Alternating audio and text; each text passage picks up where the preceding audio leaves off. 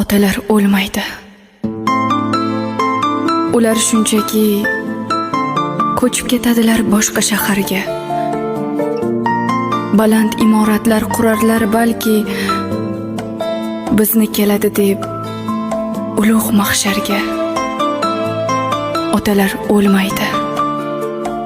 Ular shunchaki uzoq safarlarga shaylanadilar. Dasturxon boshida har kungidagi bir hovuch duoga aylanadilar. Otalar o'lmaydi. Nigohlarini yelkamiz ortidan sezib turamiz. Tushlarga jim kelib ketishlarini bolalarimizga aytib yuramiz. Otalar o'lmaydi. Yo'q, ular o'lmaydi.